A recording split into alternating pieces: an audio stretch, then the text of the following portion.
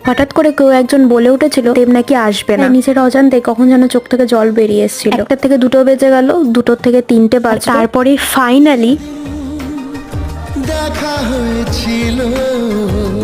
দীর্ঘ 5 ঘন্টা অপেক্ষা করার পর সেই ছোটবেলার হিরোটার সাথে দেখা, তাকে নিয়ে ছোটবেলায় কতই না আজে বাজে ঝগড়া, এমনকি কিছুদিন আগেও আমার সাথে আমার একটা বান্ধবীর ঝগড়া লেগে গেছিল। যাই হোক, এখন আমি শুধু দেবকে দেখবো, চিল্লাবো দেব আই লাভ ইউ বলে।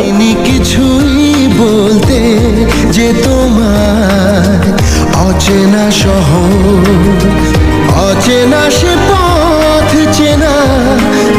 জানি এই কথাটা হয়তো দেব পর্যন্ত আমার পৌঁছাবে না, বাট তাও আমি বলবো, ডিয়ার দেব, তোমাকে হয়তো মুখ ফসকে দাদা দাদা বলে ফেলেছি, বাট তুমি কিন্তু আমার দাদা না, তুমি আমার স্বপ্নের হিরো। তোমাকে দেখে একটু অনেক ইমোশনাল হয়ে পড়েই ছিল। ও আরেকটা কথা, থ্যাংক ইউ সো মাচ আমার ভিডিওটা তোমার অ্যাকাউন্ট থেকে শেয়ার করার জন্য। আমি একটা গোলাপ কিনেছিলাম না, ওটা তোমার গাড়ির উপরেই রেখে দিয়েছিলাম।